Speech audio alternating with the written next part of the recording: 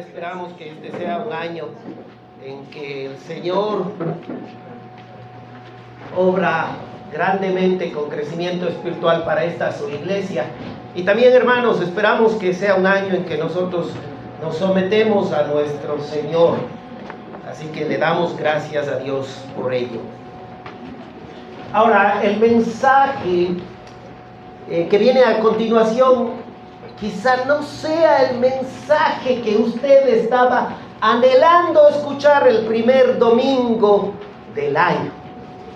Es más, yo estoy seguro que si les diera una lista de mensajes para escoger, para mirarlos, para escucharlos, como solemos hacer en YouTube, que estamos escogiendo un mensaje el que más nos guste. Este mensaje que va a ser compartido probablemente quedaría entre los últimos lugares de su elección. Conversaba con el pastor Andrew la semana pasada sobre este mensaje y él me decía que el tema de hoy es un tema que muchos pastores ni siquiera quieren predicarlo. Si pudieran, los pastores buscarían a un invitado para que lo predique, a un siervo, entregarían a alguien, pero no quieren predicar.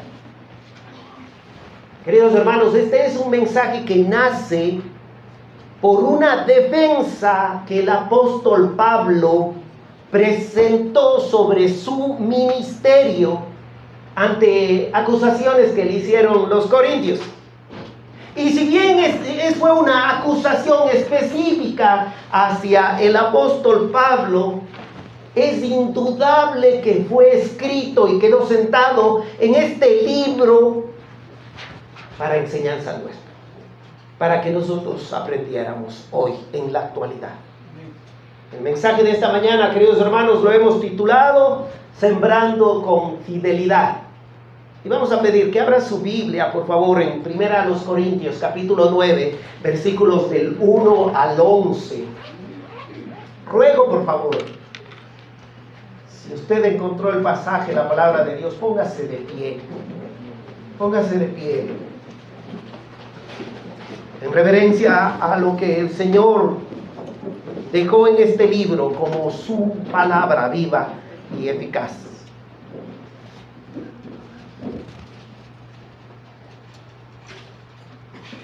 Muy bien, dice así: no soy apóstol, no soy libre, no he visto a Jesús el Señor nuestro.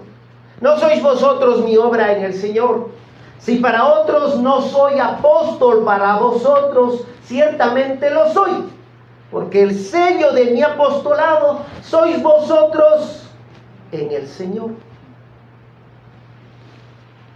Contra los que me acusan, esta es mi defensa. No tenemos derecho de traer con nosotros una hermana por mujer, como también los otros apóstoles y los hermanos del Señor y Cefas.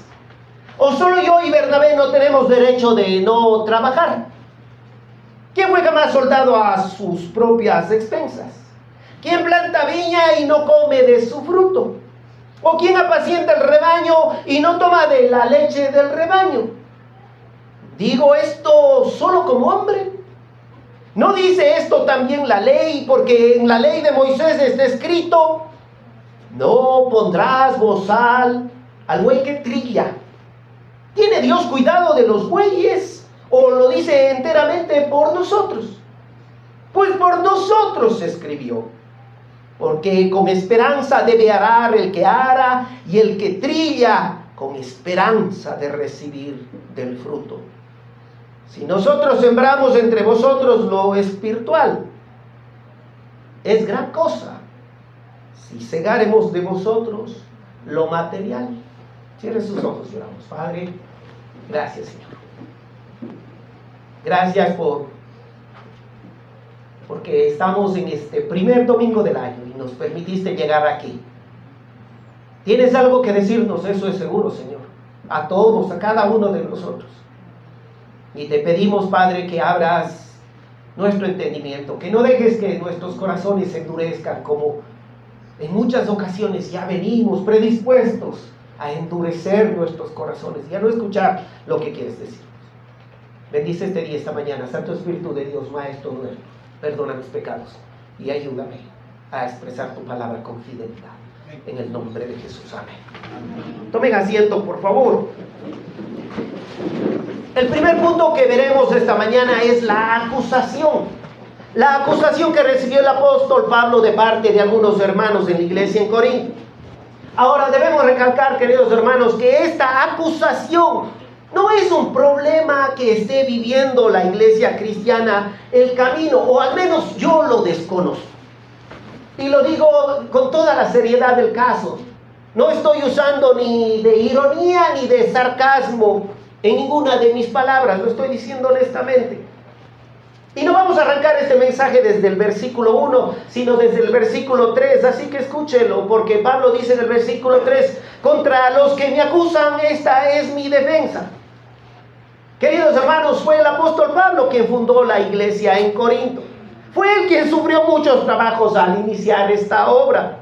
Si usted va al libro de Hechos, búsquelo en su Biblia. Si no tiene Biblia, pida, hay algunos hermanos que quizá nos ayuden en entregarla. Dice que en aquella ciudad, en Corinto, cuando llegó el apóstol Pablo, se hizo amigo de Aquila y de su esposa Priscila. Luego narra que los tres trabajaban haciendo tiendas de campañas y que los días sábados el apóstol Pablo iba a las sinagogas y discutía con los presentes y persuadía tanto a judíos como gentiles de que Jesús era el Cristo.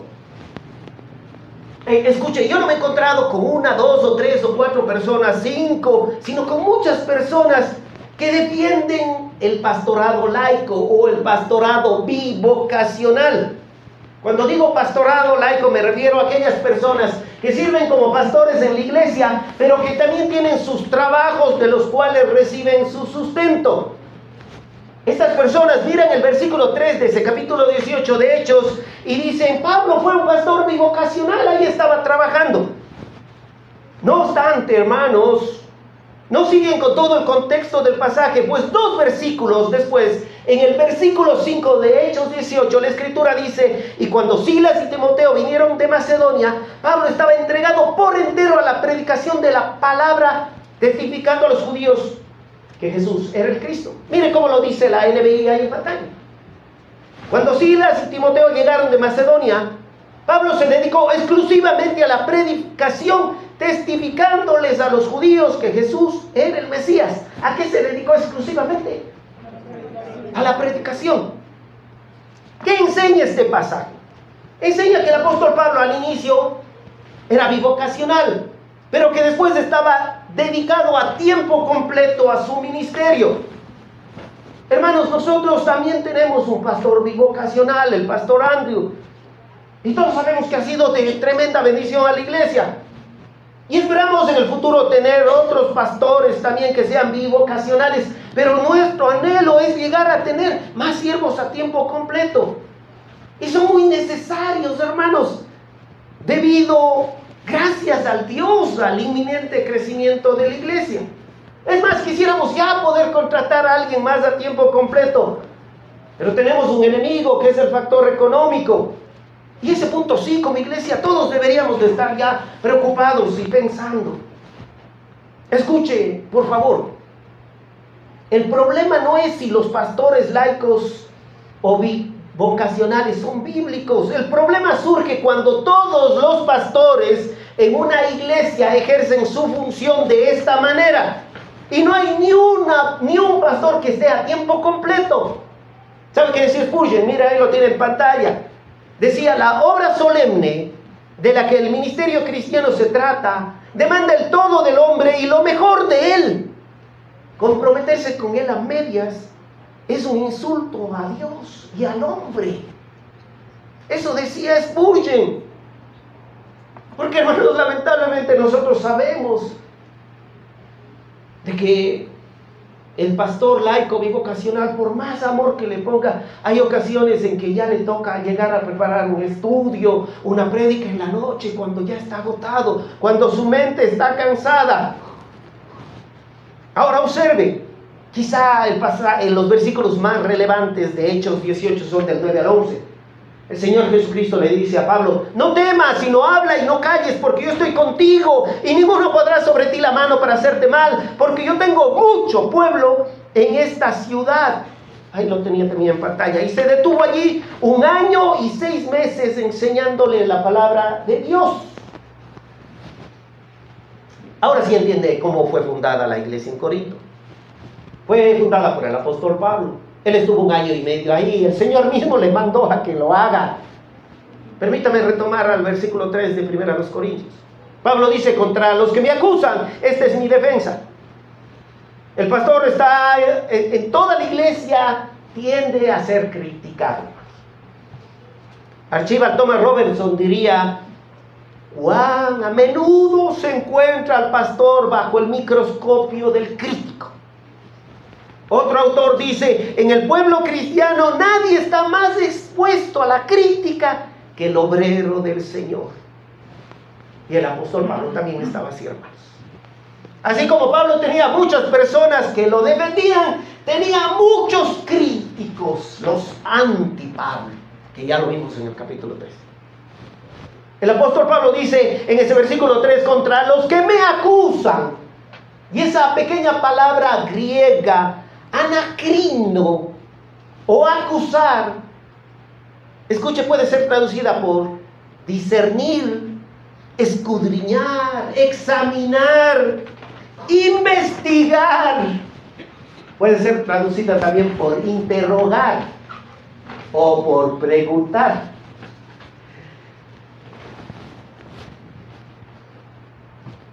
Oye, ¿qué hace el pastor Pablo a diario? ¿Qué hace? ¿Alguien le controla? Marca tarjeta. ¿Sabemos cuánto gana? ¿Alguien sabe dónde estudió? ¿Estará el título registrado en el Cenecit? Y si alguien le pregunta a este hermano: ¿y por qué estás investigando? Dice: yo solo preguntaba, nada más. Solo preguntaba. ¿Se da cuenta que en este pasaje esa palabra acusar es preguntar, examinar, investigar? Es lo mismo que acusar, hermanos. Todos nosotros sabemos que hay preguntas que llevan una acusación implícita. Claro que otras preguntas llevan interés por profundizar en un chisme. Pero hay preguntas que lo único que buscan es acusar o sembrar la duda en alguien. Así que no use esa frase: solo era una pregunta, nada más. Si usted no va a hacer con esa pregunta el bien a la otra persona, no lo haga. Cuidado con esas preguntas y cuidado con la manera que usted responde a esas preguntas. Solo hace falta ver que la primera pregunta que aparece en la Biblia, con que Dios os ha dicho: no comáis de todo árbol del huerto, ¿a qué nos dijo? ¿Cuál fue la consecuencia? De que toda la humanidad llevemos una naturaleza pecaminosa, todos. Tenga cuidado con las preguntas, hermanos. Muchas preguntas traen abundante pecado y tienen un padre y no es precisamente Dios. Queridos hermanos, sabemos por el contexto que algunos corintios ponían en duda el apostolado de Pablo. Algunos corintios decían que Pablo quiere vivir a costa de los demás. Otros corintios, ¿saben qué decían? Sin embargo, le acusaban de que Pablo quiere trabajar y ganar dinero aparte del ministerio, que debería de dedicarse al ministerio. Observe usted con atención. Pablo va a presentar su defensa ante estas acusaciones. Y ahí sí vamos al versículo 1. No soy apóstol, no soy libre, no he visto a Jesús al Señor nuestro, no sois vosotros mi obra en el Señor. Y dice el 3: para los que me acusan, esta es mi defensa. Quisiera iniciar este segundo punto, tal y cual como inicia los manuscritos más antiguos. No inicia por no soy apóstol, sino por no soy libre. Así lo traduce también la NBI. No soy libre. La NTV dice: no soy tan libre como cualquier otro. Y no se refiere, hermanos, a la libertad de la esclavitud que se practicaba en aquellos tiempos. Todos nosotros que Pablo nació libre. Es más, era ciudadano romano de nacimiento. Era libre, totalmente libre. Se refiere a la libertad que en Cristo tiene toda persona. En esa libertad que Dios dio a sus hijos, hermanos. En esa libertad también están incluidos los pastores. Y voy a repetirle, hermanos, porque quizá todos están pensando que sí, estoy de acuerdo. La libertad con la cual Cristo nos libertó también es para los pastores, hermanos. Los pastores también tienen derecho a usar la libertad con la cual Cristo nos hizo libres. Y todos estarán diciendo, sí, amén, eso es verdad, pero quizá con esta ilustración cambie un poco la idea que tenía antes. Viene un hermano y se acerca a usted al inicio del año y le dice, hermano querido, vengo a despedirme. ¿Por qué? ¿Qué pasó? ¿Qué mala cara ha visto? No, es que me voy a vivir en otra ciudad. ¿Por qué? Hermano, en verdad me dieron un trabajo que me están pagando 4 veces más de lo que gano aquí. Y me voy. ¿Qué hace usted con su hermano? Le abraza, quizás derrama una lágrima y le dice, qué tremenda bendición, hermano, aproveche esa oportunidad que Dios le da, le vamos a extrañar, pero sabemos que es para su bien y el de su familia. ¿Le dice o no eso? Pero si viene un pastor y le dice, hermanos, me voy porque voy a aprovechar una oportunidad que Dios me está dando y me voy a otra iglesia, porque en verdad voy a recibir unos ingresos mayores de los que estoy recibiendo aquí. ¿Qué dice la gente de la iglesia? Diablo, pastor codicioso, avaro, amante del dinero. Mejor que se vaya. Nos resentimos, váyase. ¿Por qué, hermanos? ¿Por qué? ¿Entiende lo que está diciendo Pablo? ¿Acaso el pastor no es libre? Eso es lo que está diciendo Pablo. ¿Acaso el pastor no tiene un poquito deseo de progresar? No tiene deseo de mejorar su auto, de comprarse una casa donde vivir. El pastor no merece viajar. El pastor no tiene que salir del país nunca, tiene que siempre vivir ahí. Hace unos 4 años atrás llegó aquí a Cuenca, Ecuador, un pastor de una iglesia muy grande de Estados Unidos. Esa iglesia tiene cerca de 4,000 personas. Y dio una conferencia para algunos pastores y líderes. Y dijo algo así. Yo lo escuché, estaba ahí. Yo he sido pastor en varias iglesias, dijo él. Y no digo que la iglesia donde estoy vaya a ser la última. Y concluyó, no hay nada en la Biblia que diga que uno debe de quedarse en una iglesia por toda la vida. Ahora, ¿qué piensa usted? Yo le pregunto, ¿es ética la actitud del pastor? ¿Hay algo de malo que el pastor también quiera mejorar sus condiciones económicas, quizá mejorar sus beneficios, quizá mejorar el trato? Queridos hermanos, deje de lado lo viciado de la teología de la prosperidad. Y le voy a hacer otra pregunta. ¿Cuál es el primer ministerio que tiene un hombre? O sea, el hombre tiene que velar por su familia, tiene que velar por el bienestar de su familia, tiene que velar por la economía de su familia. Entonces, ¿por qué entonces pensamos en ocasiones que el pastor tiene que casarse con la iglesia? Y tiene que aguantarla, pase lo que pase, sufra lo que sufra, ahí se tiene que quedar. Nosotros le vamos a enseñar la humildad, pastor, a usted. ¿Por qué? ¿Por qué, hermanos? El apóstol Pablo está viniendo y diciendo, yo soy libre, yo también soy libre. Un pastor tiene que comprometerse con su iglesia, hermanos, pero la Biblia no dice que tiene que casarse con ella. Es igual que usted, el pastor también es libre. Pregúntele al pastor Ángel, aquí está sentado. No sé si el hermano Kevin está por allí atrás. Pero pregúnteles a ellos si es común o no que en Estados Unidos, que nos lleva 100 años de cristianismo, si es común o no que una iglesia llame a otro pastor, que ellos saben que trabaja en otra iglesia, pero que le ven que está produciendo y le llaman y le invitan y le dicen, vea, queremos contratarle a usted como nuestro pastor. Aquí tiene, este es el paquete salarial que le ofrecemos. Y allá no dicen, eso no es ético. Pregúntele al pastor Andrew, al hermano Kevin, ¿cuáles son esos paquetes? Yo no le pregunto porque me da envidia. No es cierto, hermanos. Yo sí sé los paquetes y las bendiciones que reciben ciertos hermanos allá en Estados Unidos. Cuando les contratan y los miran como sus potenciales pastores. Y no tengo envidia. Este es solo un ejemplo, hermanos, de los muchos que podríamos hallar respecto a la libertad que tienen también los pastores. Otro ejemplo es quizá que a las personas les gustaría decirle cómo el pastor tiene que realizar su trabajo. O sea, yo creo que el pastor de esta iglesia necesita ser más amoroso. Yo creo que debería ser más estudioso. Yo creo que debería de ser más evangelista. Yo creo que debería de ser más misericordioso. Yo creo que debería ser más generoso, más hospedador. Yo creo que debería de hacer más visitaciones, etcétera, etcétera. Todos quieren decirle al pastor lo que tiene que hacer. La hermana Lili Brito me mandó esta semana. Fue muy interesante, era una sátira de cómo las iglesias quieren contratar a un pastor.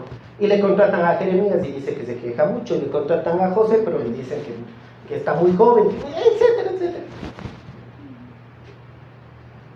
Hermanos, me está diciendo que usted sí tiene libertad para tomar decisiones, pero que el pastor no tiene libertad, que tiene que hacer lo que usted quiere que haga, si no ya le muestra mal la cara.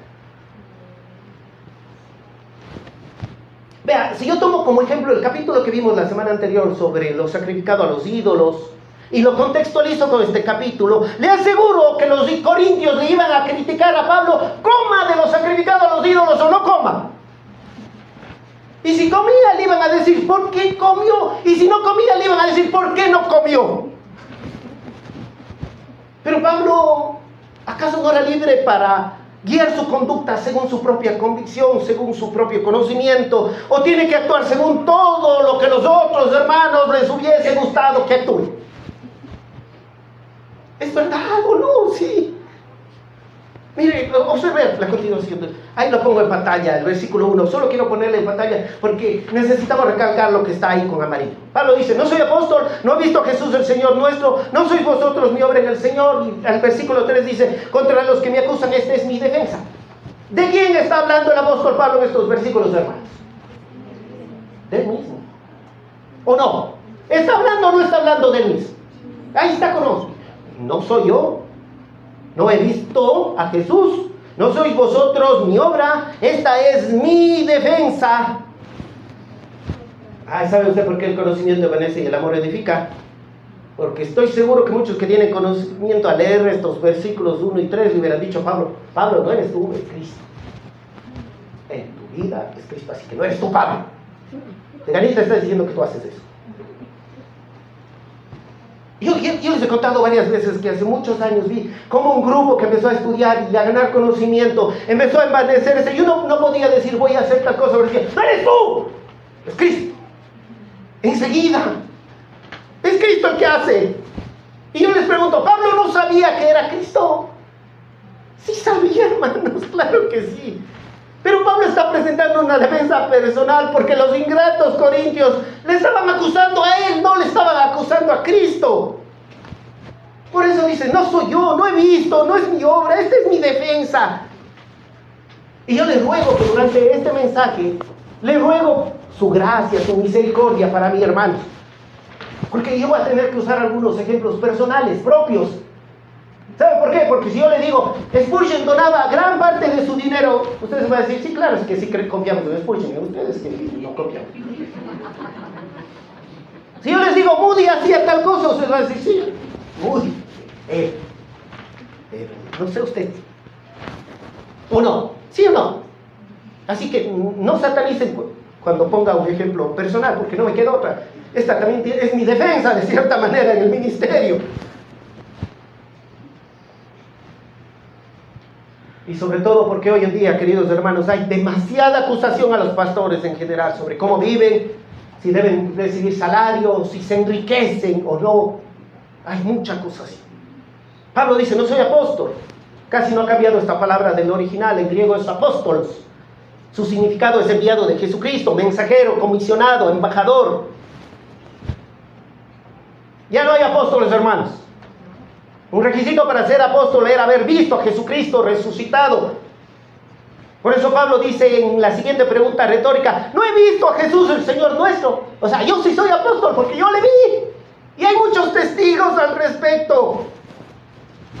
El apóstol Pablo fue vestido con mucho poder, hermanos, hacía sanidades, milagros, hablaba todas las lenguas, profecías, resucitó a un hombre. Pero Pablo tenía su humildad. Algo que los pseudo apóstoles actuales no lo tienen, hermanos. Aunque aparenten piedad, lo que buscan es fama, gloria, buscan lucirse públicamente, eso es lo que buscan, no buscan nada más. Y buscan poder sobre las personas. Hasta le dicen con quién tiene que casarse. Y desde cuándo joven tiene que tener novio. Y no estoy mintiendo. Si es una iglesia pequeña, el apóstol le dice que tiene que darle un iPhone. Y si es grande, un avión. Y yo estoy mintiendo. ¿Sí o no? Ustedes saben que es verdad. Versículo 2. Si para otros no soy apóstol, para vosotros ciertamente lo soy, porque el sello de mi apostolado sois vosotros en el Señor. Sí es verdad, hermanos. La palabra apóstol en su etimología es mensajero.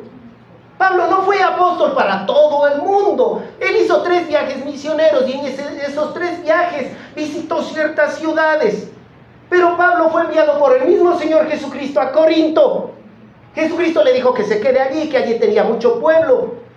Por eso Pablo les dice a los corintios, el sello, la garantía de que si soy apóstol son ustedes, corintios.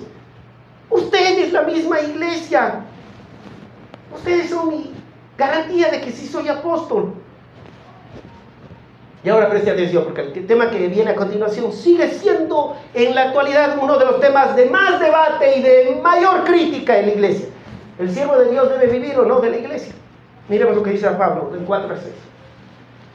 ¿Acaso no tenemos derecho de comer y beber? ¿No tenemos derecho de traer con nosotros una hermana, por mujer como también los otros apóstoles y los hermanos del Señor y Sebas? ¿O solo yo y Bernabé no tenemos derecho de no trabajar? Sí, de nuevo está en juego su libertad. Lo más probable es que el apóstol Pablo solicitó apoyo para realizar su ministerio. Apoyo económico, hermano. Y no solo para él, sino también para Bernabé, el hijo de consolación, Bernabé. Fue uno de los primeros cristianos de la iglesia en Hechos. Fue Bernabé el que vendió un terreno y llevó todo el valor del terreno y lo puso a los pies de los apóstoles. Eso dice la Biblia. La leyó. Ese fue Bernabé. Fue Bernabé que cuando todo el mundo temblaba de que Pablo estaba queriendo hablar con los apóstoles porque le temían al gran Saulo, fue Bernabé el que le llevó a Pablo ante los apóstoles. Bernabé. Y Pablo solicita su derecho de recibir apoyo junto con Bernabé. Y seguramente, como en todo lado, había hermanitos que estaban contentos con apoyarlo, pero había hermanitos que pensaron que no estaba bien en sostenerlo. Escuche, el apóstol Pablo no estaba queriendo una casa de millones de dólares, autos de lujo, viaje en jet privado, hoteles de 5 estrellas con fondos de la iglesia. No, hermanos, no. Él dice en este versículo, no tenemos derecho a comer y a beber, se refiere a la comida cotidiana. O sea, no, Bernabé y yo no tenemos derecho a comer diariamente. Y si ni para la comida diaria le alcanzaba al pobre Pablo, peor, ¿qué iba a pensar en casarse? ¿O no? Sí, hermanos, sí es verdad.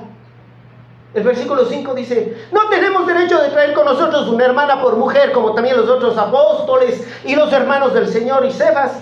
O sea, todos pueden casarse, todos pueden tener hijos.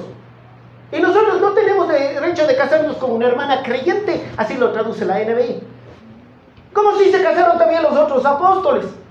Y como también se casaron los hermanos del Señor.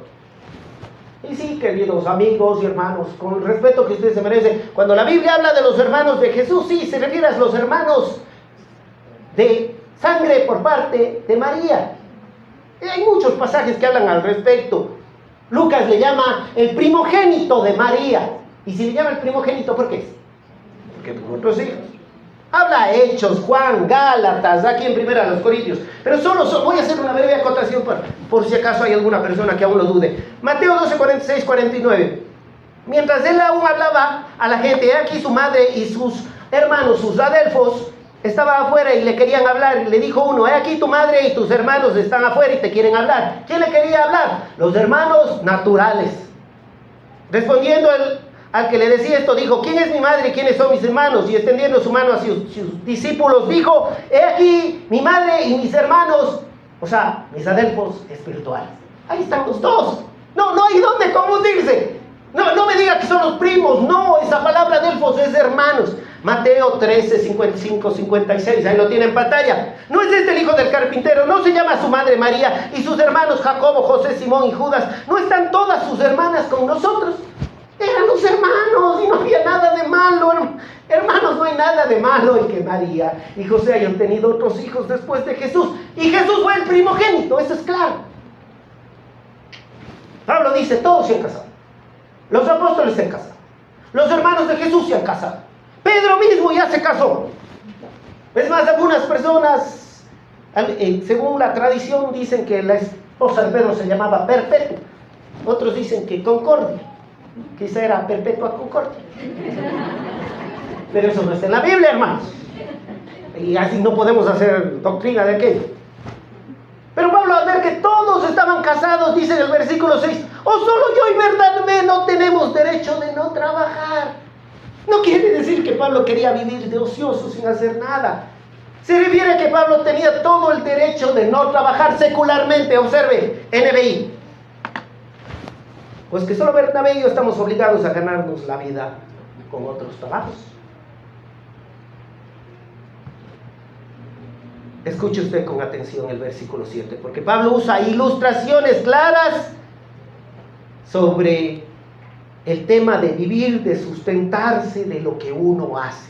Versículo 7. ¿Quién fue jamás soldado a sus propias expensas? ¿Quién planta viña y no come de su fruto? ¿O quién apacienta el rebaño y no toma de la leche del rebaño?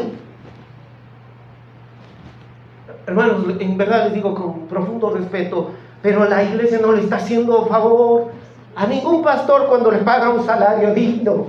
Lo que está haciendo es reconocer su trabajo. Porque el ministerio sí es un trabajo, hermanos. Lo dijo también el apóstol Pablo y lo vamos a ver más tarde. Por la gracia de Dios soy lo que soy, y su gracia no ha sido en vano para conmigo antes que más que todos ellos. Yo he trabajado, dice Pablo, pero no yo, sino la gracia de Dios conmigo. El ministerio sí es un trabajo. Y es un trabajo que demanda tiempo, demanda sacrificio, demanda exigencias, demanda hasta tener cierto tipo de carácter, hermanos. Y Pablo en el versículo 7 usa 3 ilustraciones que tiene como objetivo que nosotros veamos la importancia de que se pague un salario justo a un pastor y que es responsabilidad de la iglesia el sostenerlo. No es responsabilidad de los norteamericanos ni de otras iglesias, ni de la familia, sean estos padres, hermanos o hijos, no, es responsabilidad de la iglesia. Primera ilustración, el soldado. El soldado no anda preocupado, hermanos, en su labor de ganarse el sueldo de otra manera. ¿Usted ha visto alguna vez que una película un soldado está andando con su ametralladora y saca chicles, bombones, caramelos para sostener? ¿Ha visto eso? No, hermanos, no, el soldado. ¿De qué vive el soldado? ¿Quién le paga? El gobierno.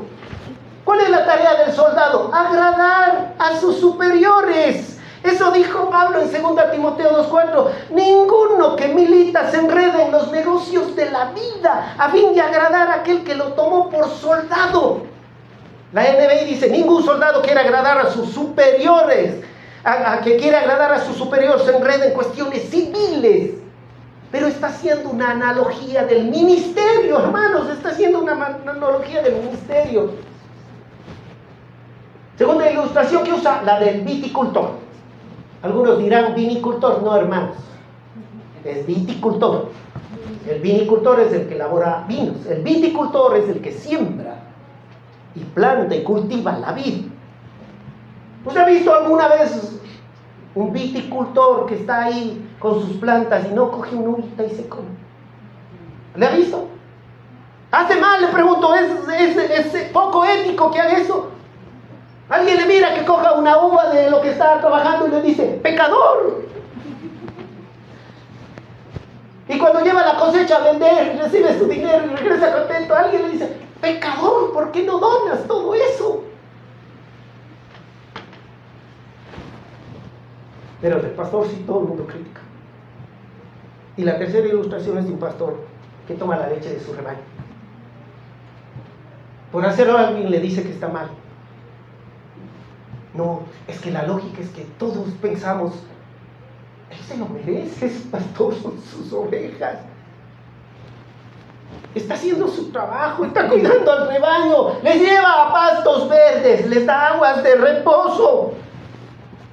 ¿Y por qué la gente con los pastores a tiempo completo se quejan tanto de que reciban un salario? ¿Por qué se quejan? Hermanos, entienda algo, el apóstol Pablo mismo estuvo en contra de los que querían enriquecerse del ministerio. Él estuvo en contra, él dijo en 1 Timoteo 6, 9 a 10, porque los que quieren enriquecerse, y es una carta pastoral, caen en tentación y lazo y en muchas codicias necias y dañosas que hunden a los hombres en destrucción y perdición, porque a raíz de todos los males es el amor al dinero, el cual codiciando algunos se extraviaron de la fe y fueron traspasados de muchos dolores. Y en todo país existe 2, 3, 5, 10 pastores que han hecho esto, hermanos. Pero por ellos todos pagamos el precio de ser juzgados, criticados. Incluso dentro de las mismas iglesias hay personas que dicen: el pastor gana bien, demasiado, denle más trabajo, que se haga más humilde, mérmenle la paga. Escuche usted esto: la Oficina de Estadísticas Salariales de Estados Unidos, porque aquí no hay estas estadísticas, registra una media de $58,000 de salario promedio anual de un pastor en Estados Unidos.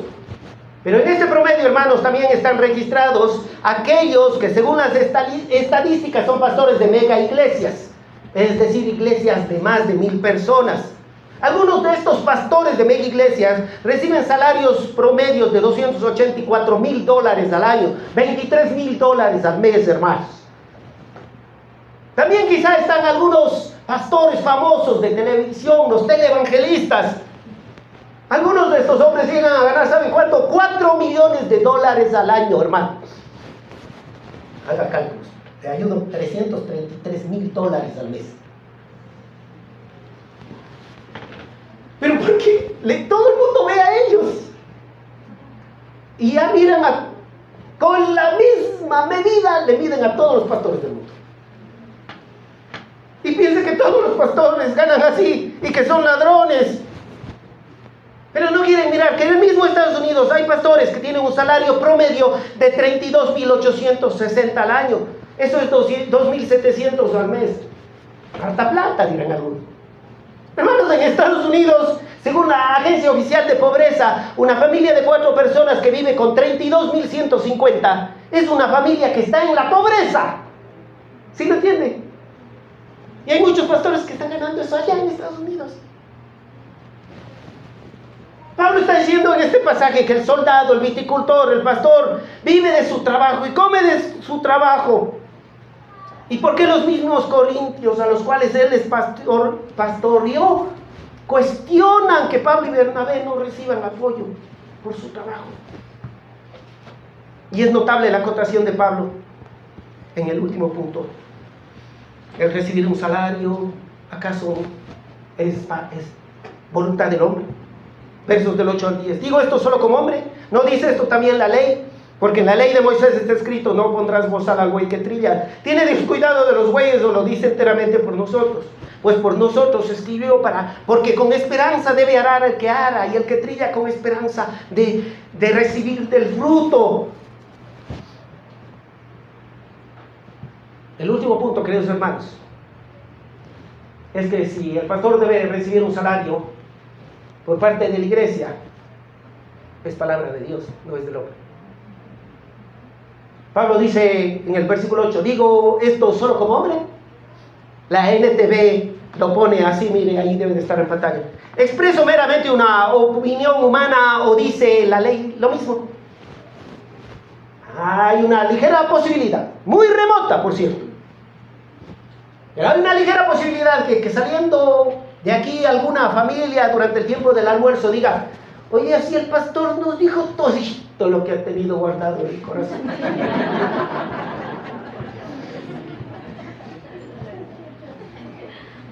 Y yo les pregunto: ¿y no han pensado que en una posibilidad de que no sea el pastor sino Dios el que les está hablando? ¿No han pensado eso?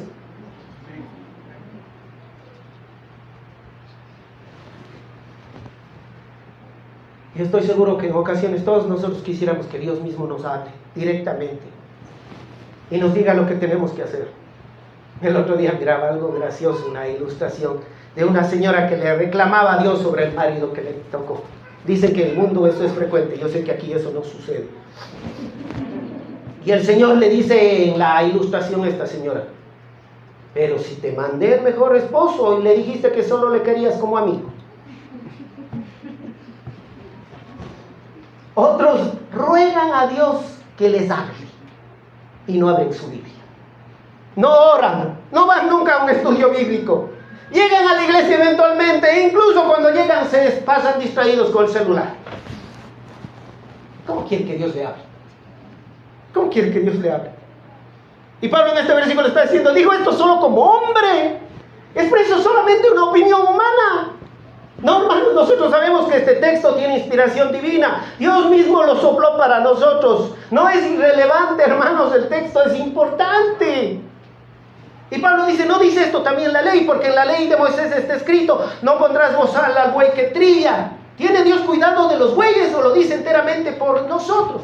Mire, es interesante, nosotros llegamos a Deuteronomio 25, 3 al 5, y se encuentra con este pasaje. Se podrá dar 40 azotes nomás, no sea que si lo hirieren con muchos azotes más que estos, se sienta tu hermano envilecido delante de tus ojos. Es un mensaje a los delincuentes. Versículo 4, no pondrás bozal al buey que trillare. 5, cuando hermanos habitaren juntos, etcétera, etcétera. Parece ahí ese versículo así medio misterioso. Pero Dios sí se preocupa de los animales, hermanos. El texto está diciendo: si el buey está trabajando en la tierra, ¿cómo le vas a poner bozal? Déjale que coma. Esa es la aplicación primaria, clara. Dios tiene cuidado de los animalitos, sí los tiene. En varios pasajes Él muestra su amor hacia los animales. No obstante, Pablo, inspirado por el Señor, dice que aquí hay una aplicación para los pastores, para los siervos. Y Pablo dice: eso está en la ley. Y la aplicación es que si alguien en la iglesia trabaja a tiempo completo, debe recibir su salario. Por eso Pablo dice: ¿tiene Dios cuidado de los bueyes o lo dice enteramente por nosotros? Pues por nosotros escribió, porque con esperanza debe arar el que ara y el que trilla con esperanza debe recibir del fruto. Lo dice lo mismo en la primera carta, en 1 Timoteo 5, 17, 18, observe: los ancianos que gobiernen bien sean tenidos por dignos de doble honor, mayormente los que trabajan en predicar y enseñar. Pues la Escritura dice: no pondrás bozal al buey que trilla, y digno es el obrero de su salario. La NTV dice: los ancianos que cumplen bien su función deberían ser respetados y bien remunerados, en particular los que trabajan con esmero tanto en la predicación como en la enseñanza. La Escritura dice: no le pongas bozal al buey para impedirle que coma mientras trilla el grano. Y dice también: todo el que trabaja merece recibir su salario. Hermanos, en una ocasión una persona X se puso a escribirme y a reprocharme en mi Facebook, alguien que ni conozco, sobre el ministerio pastoral. Y yo, usando de sabiduría, cogí y puse bloquear. Nada más. Y me llamó, consiguió mi número y me llamó. Y me dijo: ¿por qué me bloqueó? Digo: ¿quién es usted? Usted me bloqueó, yo soy fulano de tal. Le digo: ¿usted es cristiano? ¿Cómo una persona siendo cristiana juzga a otro sin siquiera ni conocerle? ¿Cómo puede juzgarme? Y dijo: sí, tienes razón. Y así, hermanos, yo conozco algunas personas que dicen ser cristianas y se ponen a hablar mal de todos los pastores, generalizan a todos, ¿lo entienden?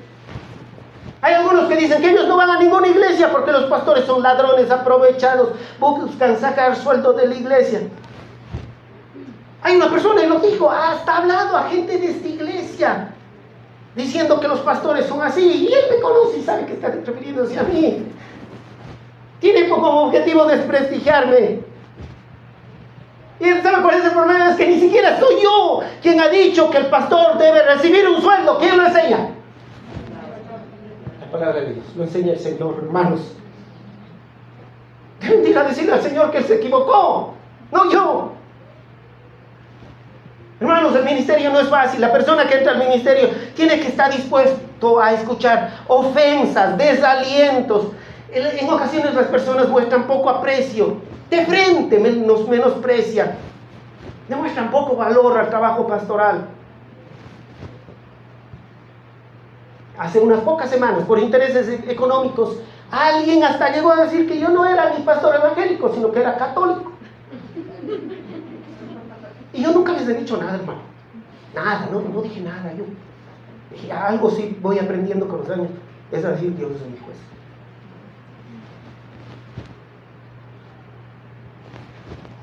Permítame revisar la segunda parte del versículo 9 y 10, hermano.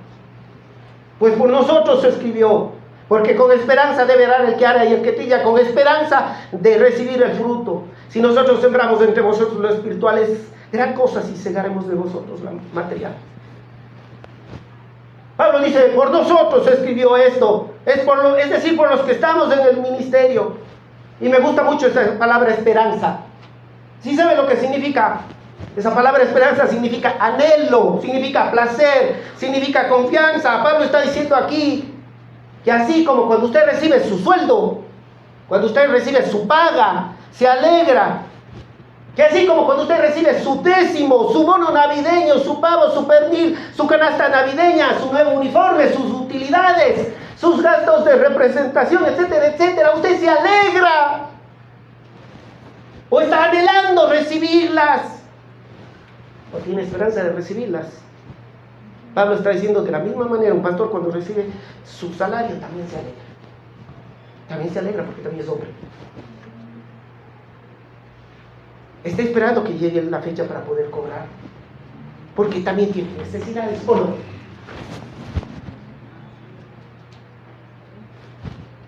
Hermanos, no todos amamos al dinero, pero nos alegramos cuando tenemos para cubrir nuestros gastos. Yo no puedo contarles de todas las veces que Dios me ha puesto a prueba mi ética bíblica pastoral en lo que al dinero se refiere.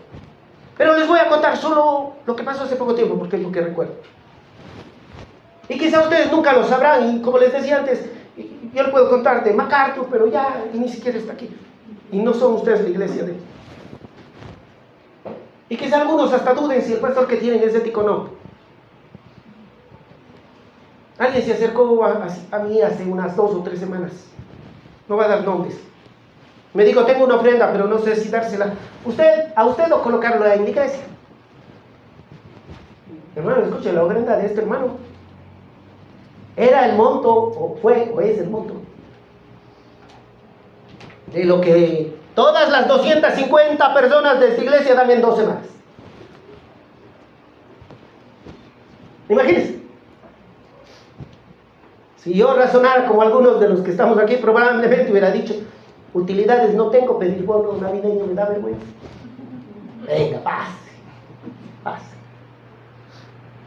O quizá otros dicen, bueno, con este décimo yo no voy a poner ofrenda, mejor me voy a ayudar a un pobre, a un familiar que en verdad necesita. Igual dice que el pastor es riquísimo. En Cristo Jesús sí soy rico, hermanos. Y muy rico. Y yo le pregunté a esta persona, ¿ese dinero es parte de la ofrenda que tenía pensado poner en la canasta? ¿O no? Me dijo, yo quería poner ese dinero, es la ofrenda, pero yo quería darle a usted y no ponerlo en la iglesia. Y le dije, no, ponga la ofrenda en la canasta, ahí póngalo. Y ya lo deposito. Así que no piense que todos los pastores son ladrones, amantes del dinero.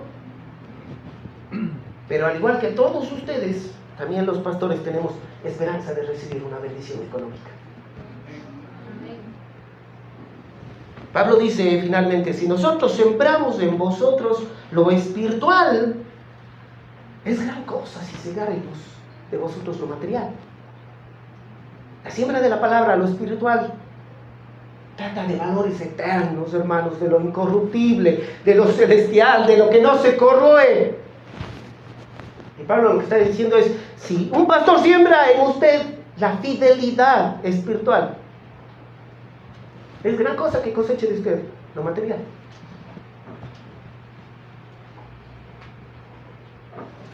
¿Qué debemos hacer nosotros como iglesia? La iglesia debe velar por sus pastores, queridos hermanos. La iglesia debe de preocuparse por sus pastores. Y créeme que si no hay alguien aquí en este lugar que tome la iniciativa y no lo hace, lo aseguro que nadie lo va a hacer. Y en futuros años no sabemos qué pastor le va a tocar. Quizá nunca diga él nada, se cae hasta que muera en su dolor. Quizá nunca les diga nada. Y la última manera en que usted puede aplicar este mensaje es ofrendando, hermanos, ofrendando, hermanos. Yo les cuento algo, pasó hace unos 3 meses. Un día que el pastor Andrew no pudo llevarse el dinero para depositar de la ofrenda, que por cierto todos ustedes saben que cuentan con otras personas y lo registran, doble control, triple control tenemos sobre el dinero. Y me tocó ir a mí a depositar porque el pastor Andrew salió. Y yo me fui, llegué a la caja. Y la señorita de la caja me dijo: disculpe señor, pero tiene que separar las monedas de $1 por un lado, las de 50 por otro lado, las de 20, las de 10, Y ahí estuve como 5 minutos, hermano, contando las monedas y separando las monedas de lado a lado. Y escucha lo que le voy a decir. ¡Qué lindo! Depositar monedas, y Dios seguro va a estar gozoso de mirar esas monedas si usted recibe monedas de salario. Porque es mejor las 2 monedas blancas de la viuda pobre, que echó todo su sustento, que lo mucho que puede echar alguien que está echando de lo que le sobra. Eso dijo Jesucristo.